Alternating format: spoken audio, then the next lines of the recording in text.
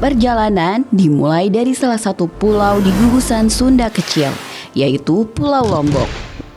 Di tanah yang dipeluk lautan biru dan berada di jalur cincin api Pasifik ini, berdiri kokoh sebuah fasilitas produksi tempat inovasi ramah lingkungan itu lahir. Dari sinilah balok-balok hasil olahan sampah plastik diproduksi dan didistribusikan ke berbagai penjuru Indonesia. Membangun sekolah, ruang belajar, hingga fasilitas publik yang lebih aman. Produk blok di belakang kita ini itu dibuat dari 100% sampah plastik yang didaur ulang.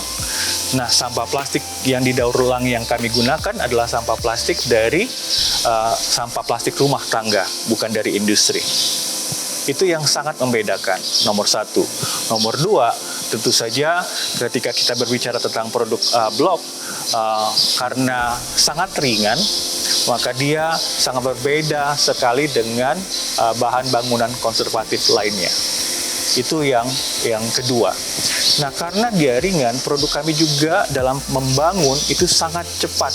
Mungkin secara gambaran garis besar saja, untuk membangun sebuah ruangan kelas itu dengan bahan bangunan konvensional membutuhkan waktu kira-kira kurang lebih 3-4 bulan, 4 atau 6 bulan, kira-kira ya secara garis besar. Namun dengan opsi inovasi yang kami tawarkan, pembangunan ruang kelas tersebut menjadi sangat lebih cepat, bisa diselesaikan dalam waktu kurang dari 1 atau 2 bulan. Itu juga alasan lain kenapa produk kami berbeda dengan bahan-bahan bangunan konvensional atau inovasi-inovasi yang lainnya. Nah, penasaran kan gimana proses pembuatan EcoBlock ini? Yuk, simak selengkapnya dari nol. Nah, proses pembuatan batako plastik alias EcoBlock nggak serta-merta diolah langsung dari sampah plastik, melainkan dari sampah plastik rumah tangga yang sudah dipilah dan didaur ulang menjadi pelet seperti ini. Sebelum masuk proses produksi, tim produksi akan melakukan pemeriksaan secara menyeluruh, mulai dari jenis material, warna, hingga memastikan pelet plastik bebas kontaminan. Nggak cuma itu, mutu yang harus dipastikan sesuai standar adalah fisik dari pelet plastik. Makanya nih, dengan mengambil sampel dari setiap kemasan plastik, tim akan memastikan kualitas pelet dengan cara menimbang kerapatan curah atau bulk density. Kemudian, mengukur ketebalan dan diameter pelet. Kalau udah lolos pengecekan, material disimpan di dalam gudang dan disusun berdasarkan jenis dan batch dengan sistem first in, first out agar kualitasnya tetap terjaga. Nah, baru saat produksi mulai, biji plastik masuk ke dalam mesin pengering, lalu dialirkan ke mesin plastik injection molding secara otomatis. Di dalam mesin inilah proses utama berlangsung. Sesuai dengan parameter standar proses, maka pelet plastik akan dipanaskan pada suhu yang super tinggi di dalam mesin barel hingga berubah menjadi cairan.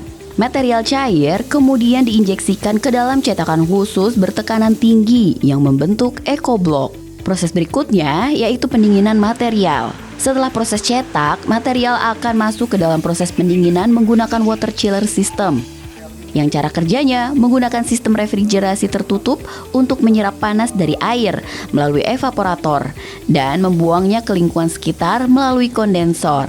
Nggak cuman itu, mesin chiller ini membantu EcoBlock mengeras dan membentuk blok menjadi semakin kuat.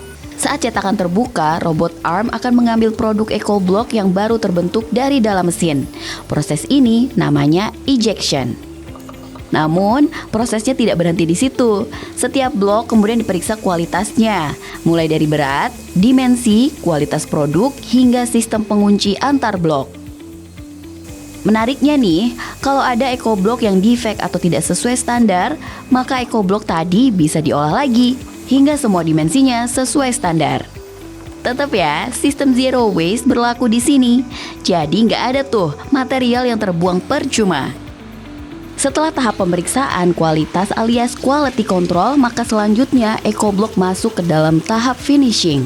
Pada tahap ini, bagian produk yang nggak rapi akan dibersihkan dan dirapikan dengan cara dipotong sesuai standar. Kalau kualitas produk udah dipastikan sesuai dengan ketentuan, tahap berikutnya yaitu melakukan inspeksi tahap akhir nih.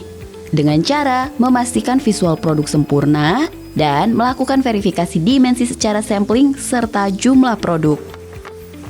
Produk-produk yang udah lolos inspeksi akan diberi status rilis, yang artinya siap masuk ke dalam gudang penyimpanan dan siap dikirim ke konsumen. Dari sinilah, blok-blok yang terbuat dari sampah plastik ini akan dikirimkan ke berbagai daerah untuk menjadi bagian dari bangunan, termasuk sekolah-sekolah yang lebih kuat dan ramah lingkungan. Pemasangannya pun mudah banget. Dengan menggunakan palu plastik dan disusun sesuai dengan rangka, satu sekolah bisa dibangun dalam waktu 4-7 hari aja loh. Oke, secara umum ada kurang lebih 300 ruang kelas yang sudah menggunakan blok kami dari Sumatera sampai NTT. Apa artinya angka tersebut? 300 unit ruang kelas itu terbuat dari plastik-plastik yang didaur ulang. Secara dampak lingkungan, kalau kita kalikan saja, satu ruang kelas itu menggunakan sampai dengan 2 ton sampah plastik, maka 300 kali 2 ya, jadi sekitar 600 ton sampah plastik yang sudah didaur ulang. Itu dampak lingkungannya. Kalau kita bicara dampak sosial, ketika kita berbicara ruang kelas, satu ruang kelas itu biasanya digunakan oleh kurang lebih 30-40 anak yang kemudian mendapatkan tempat yang layak, tempat yang aman untuk mereka mengakses pendidikan yang tidak kalah pentingnya. Kenapa kemudian itu sangat relevan di Lombok? Karena mungkin kita tahu, semua tahu bahwa di tahun 2018 Lombok mengalami gempa bumi. Ya, pada saat itu ada kurang lebih 1.200 sekolah yang terdampak. Hingga kini ada masih banyak sekolah yang belum pulih keadaannya. Maka dampak sosial itu kemudian kita bisa jawab dengan membangun kembali, bukan kami tentunya, tapi mitra-mitra kami membangun sekolah-sekolah tersebut. Dampak sosial yang lain, sebuah ruangan kelas itu dibangun kurang lebih 5-10 pekerja. Jadi bisa menyerap tenaga kerja di sana untuk membangun sekolah-sekolah tersebut. Kurang lebih seperti itu. Jadi itulah kontribusi kecil kami terhadap Lombok, di Lombok dalam hal penyerapan tenaga kerja atau dampak sosial lainnya. Dan tahu gak sih kalau material EcoBlock ini mendukung bangunan tahan gempa? Dan sekolah pertama yang dibangun di Indonesia adalah Sekolah Dasar Negeri 04 yang ada di Dusun Medas Bentaur, Desa Taman Sari, Kabupaten Lombok Barat, yang diklaim sebagai sekolah pertama di dunia dengan bangunan tahan gempa. Sekolah ini merupakan satu dari ratusan sekolah yang rusak saat gempa dengan magnitudo 6,4 mengguncang Pulau Lombok pada tahun 2018. Kami tentunya berharap akan ada Block Solutions bisa berproduksi tidak hanya di Lombok, tapi di daerah-daerah lain atau di pulau-pulau lain di seluruh Indonesia. Sehingga kita bisa lebih menyerap bahan baku, dalam hal ini sampah plastik daur ulang, di region-region tersebut, dan juga bisa memberikan dampak yang lebih luas, lebih masif di tempat-tempat atau di provinsi-provinsi lainnya di Indonesia. Kira-kira itu. Aman dari gempa? Udah pasti, karena sudah melalui tahap uji kualitas dan tahan guncangan hingga 8 magnitudo. Tapi karena materialnya full plastik, apakah juga aman ya dari bahaya mikroplastik? Terutama untuk bangunan sekolah tempat anak-anak menimba ilmu? Ya, kalau kita berbicara mikroplastik, saya sebenarnya ingin berbicara sedikit lebih ke belakang dari sana. Apa yang kami lakukan di Block Solutions Indonesia sebenarnya adalah dalam rangka untuk mengurangi sampah plastik yang berakhir di tempat pembuangan sampah maupun di perairan. Seperti kita tahu tadi yang saya jelaskan data-data tadi, dari 56 juta ton sampah di tahun 2023, 20% diantaranya adalah sampah plastik, di mana 60% sampah plastik tersebut tidak tertanggulangi dengan layak. Apa artinya? 60% dari sampah plastik itu kemudian entah berakhir di TPA atau di perairan, yang justru akan mengakibatkan masalah mikroplastik itu sendiri. Sekedar gambaran saja, 60% sampah plastik yang tidak tertangani itu setara dengan kurang lebih 2.000 truk sampah plastik yang terbuang ke laut. Disitulah kami kemudian dengan kapasitas kecil kami mencoba untuk mengurangi sampah plastik yang akan jatuh ke atau terbuang ke perairan tersebut. Di situ buat kami penting menjawab persoalan soal mikroplastik itu. Tentunya sebelum kami memperkenalkan opsi ini, kami sudah melakukan serangkaian uji coba, testing secara lab, dan testing-testing yang sudah dilakukan itu kami lakukan baik itu di dalam negeri maupun di luar negeri, baik di Eropa maupun di negara-negara lainnya yang menggunakan blok ini juga. Jadi secara umum kami dapat mengatakan bila kita membangun sesuai dengan konstruksi guideline atau panduan membangun dengan blok ini, maka bangunan yang dibangun dengan plastik daur ulang kami itu aman. Dari Lombok, perjalanan berlanjut menuju bagian barat Pulau Jawa, tepatnya ke wilayah Jonggol, Kabupaten Bogor, Jawa Barat. Di sini berdiri kokoh sebuah sekolah yang sebelumnya memprihatinkan dan nyaris roboh. Dindingnya yang rapuh hanya tinggal menunggu waktu untuk runtuh. Namun kini, sekolah pendidikan usia dini ini mempunyai wajah baru. Sekolah itu kini berubah total menjadi sekolah yang kokoh, lagi aman. Warna-warna cerah yang menghiasi dinding menjadi cermin akan harapan masa depan anak-anak yang penuh warna. Kini tawa anak-anak terdengar lebih nyaring dan semangat belajar tumbuh lebih tinggi dari sebelumnya. Pokoknya nggak bisa ngebayangin gitu, dikira teh masa sih sampah bisa sampai membentuk bisa buat untuk dinding sekolah gitu. Tapi pas ternyata yang pas bangunan itu ini kan datangnya juga bukan dari daerah sini ya, langsung dari Lombok gitu, dikirim gitu. Kata saya, kok ini apa ya? Terus ini kan kayak puzzle gitu, dipasangnya jadi dipasang ditumpuk gitu, dirakit. Jadi kata saya ya mungkin aneh juga sih untuk daerah mungkin untuk daerah sini ini yang pertama kali gitu. Jadi masyarakat juga kok gimana jadinya ini sekolah kok pakai plastik gitu. Tapi alhamdulillah ternyata jadi unik juga gitu ya, beda dari yang lain. Yes, wilayah Jonggol, Kabupaten Bogor, Jawa Barat, tempat PAUD Arafah berada di jalur atas atau dekat dengan patahan aktif, termasuk Sesar Baribis yang membentang dari Jawa Barat bagian timur hingga arah Jakarta. Sesar ini bahkan terkenal sebagai sumber gempa darat paling potensial di wilayah Jabodetabek. Di tengah ancaman yang bisa hadir kapan saja, pembangunan sekolah ini menjadi berkat tersendiri. Bukan hanya tempat belajar, tapi ruang aman bagi anak-anak untuk tumbuh dan bermimpi, tanpa dibayangi rasa takut.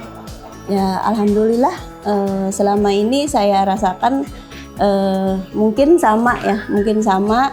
Apalagi kata pihak Happy Heart itu yang kelas blok gini lebih tahan gempa gitu daripada yang tembok gitu. Apalagi di sini kan pertanahannya itu sawah ya, jadi rawan kalau misalnya kemarau itu tanahnya retak gitu. Iya, jadi kayak bergeser gitu. Iya, pergeseran tanah. Jadi yang pakai kelas blok ini seperti ini mungkin lebih baik gitu, lebih bagus. Jadi tidak ada tembok retak gitu atau apa semacam hal itulah. Jadi alhamdulillah mungkin menurut saya ini mungkin lebih baik gitu ya. Lebih bagus gitu daripada tembok. Dan mungkin katanya biayanya juga lebih mahal daripada tembok gitu. Iya.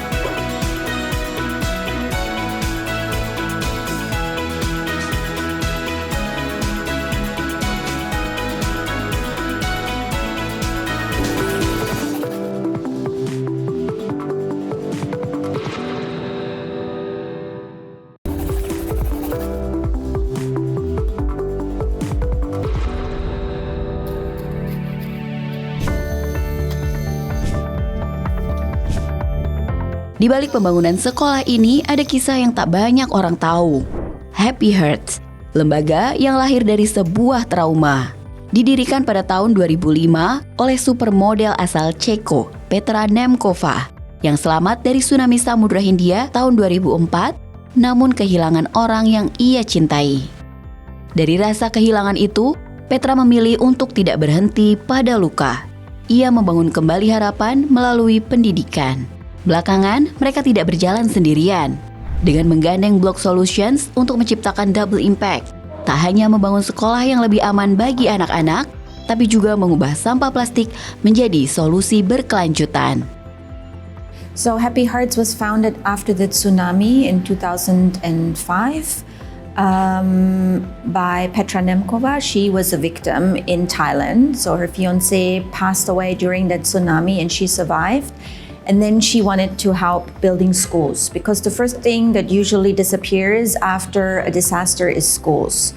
And so she started building schools, and then she came to Indonesia, and we built about 60 schools between 2005 and 2013 after the earthquakes in Bantul, in Yogyakarta, and in Pangalengan, close to Bandung. And then in 2013, we opened Yayasan Hati Gembira, registered foundation here in Indonesia, and since then Happy Hearts has the office here in Indonesia so we can rebuild more schools. And our vision is basically we supporting children receiving quality education after a tsunami or earthquakes or other natural disasters. But since then, we also are building schools in remote areas, so mostly in East Indonesia for those that don't have a school building yet or where the school is not an adequate building. So we come and we focus on the infrastructure. So they have a normal building where they can go to and study. Tak main-main, organisasi yang mulai aktif di Indonesia sejak tahun 2013 ini telah membangun lebih dari ratusan sekolah di berbagai penjuru Indonesia. Dengan anggaran yang beragam, disesuaikan dengan kebutuhan dan kondisi daerah. Menariknya lagi nih, dalam satu pembangunan sekolah berbasis EcoBlock berasal dari daur ulang sampah plastik sebanyak 2 ton. Artinya, setiap ruang belajar yang berdiri bukan hanya menjadi tempat anak-anak meraih mimpi, tapi juga menjadi bagian dari solusi masalah sampah plastik yang paling polutan buat lingkungan. So we have built more than 400 schools, about 400 and almost 30 schools all around Indonesia, and about 60 of them are block schools. And while the impact is enormous, right? More than 100,000 children are impacted already. About 600,000 communities are impacted. So, and it continues because Happy Hearts per year we want to build 40 to 50 schools with the blocks and in concrete. Secara empiris, EcoBlock memang belum teruji karena penggunaannya baru mulai tahun 2021. Tapi NGO ini juga mengakui bahwa penggunaan material bangunan dengan EcoBlock lebih solid dan tahan lama. Right. I think for the durability, we assume it is the same. If you build a concrete building, a good, strong concrete building, it lasts for 50 plus years. We assume it's the same for the eco blocks, right? We don't know, we don't have the experience yet. These eco blocks don't exist for that many years, right? But studies show that it's supposed to last for a very long time. Plastic lasts for a very long time, right? If you just throw it out, it lasts for years and years, 50, 100 years. So we are not producing the plastic blocks. So we didn't do any study with the plastic blocks, but Block Solutions did. And they are everywhere around the world, Block Solutions. So they did study on the blocks about the durability, earthquake resistant. They studied those blocks in places like California, and they have their certifications. So we rely on our partner like Block Solution to produce good resistant blocks that we can work with, and we are happy with it because it's good for the environment. We help to recycle the plastic, we reuse the plastic, which we love. It's more sustainable, and at the same time we build more schools.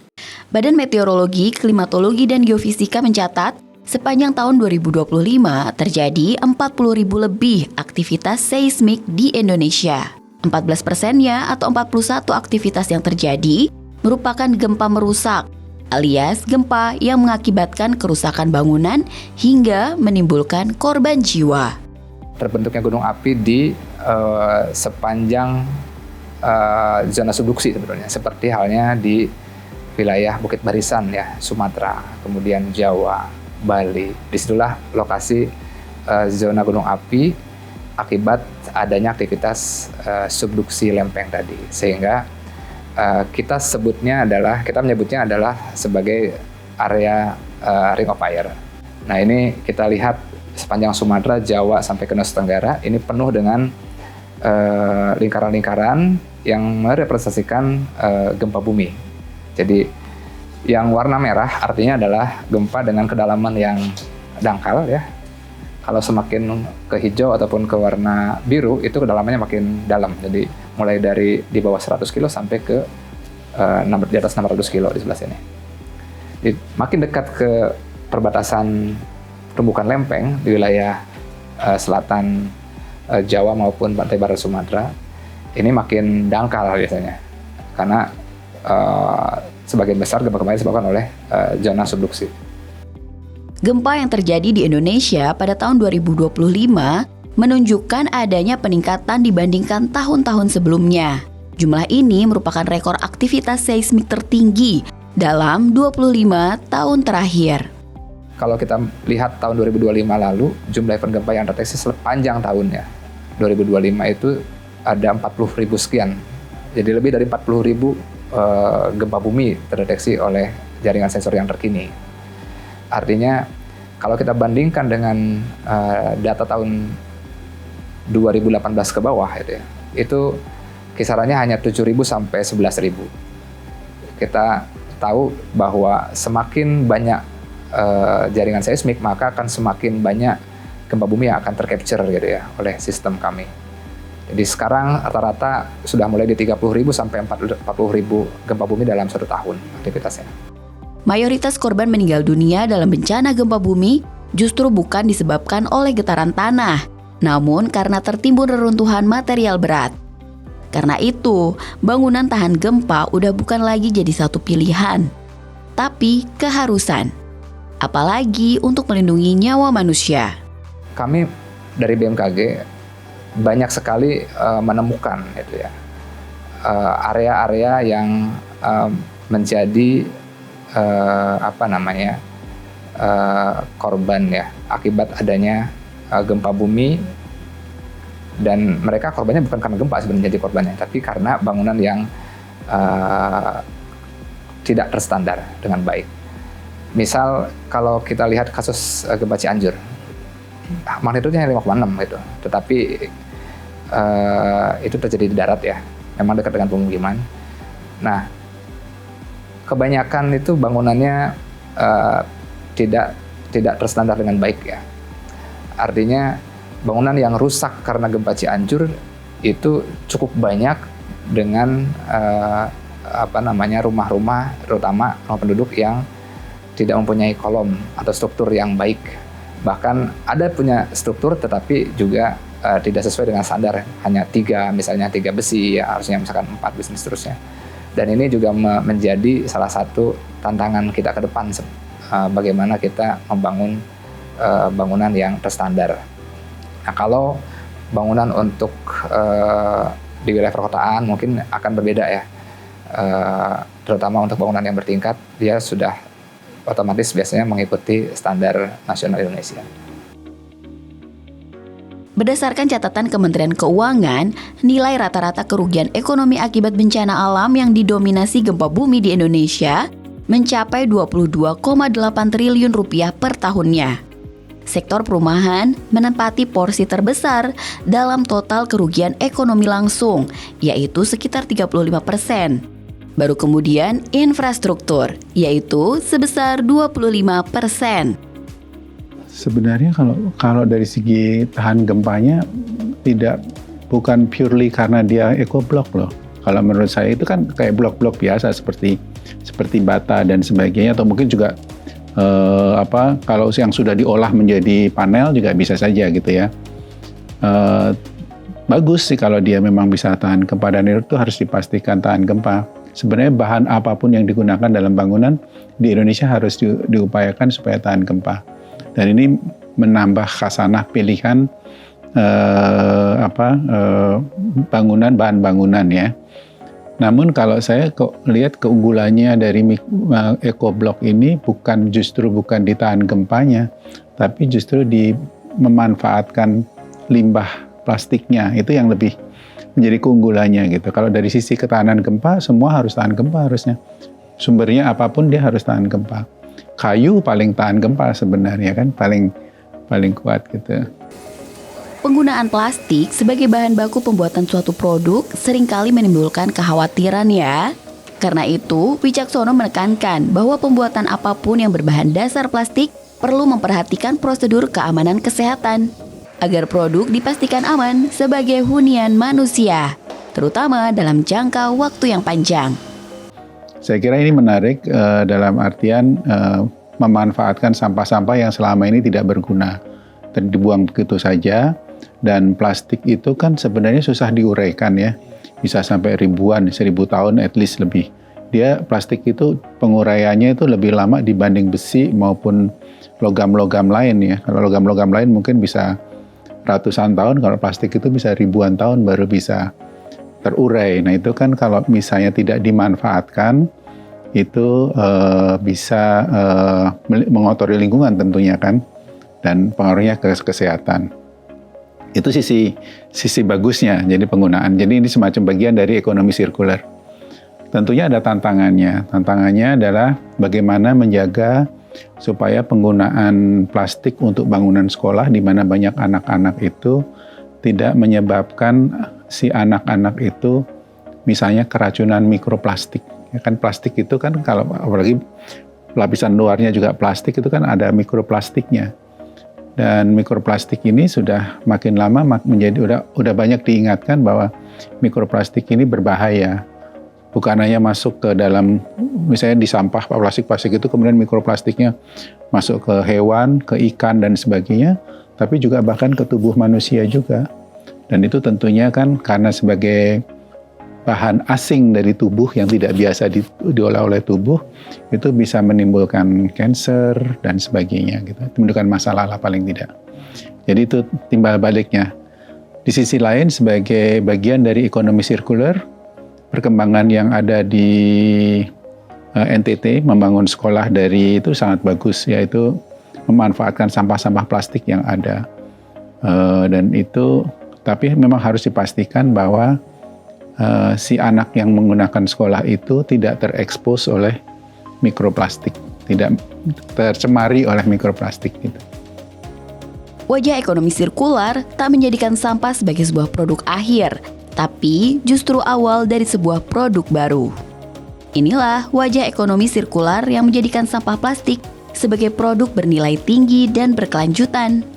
Sampah plastik yang terkumpul, diolah, disusun, kemudian menjelma menjadi dinding-dinding sekolah yang kokoh. Dan di balik dinding itu ada tawa anak-anak, ada mimpi yang ditulis perlahan di atas papan tulis.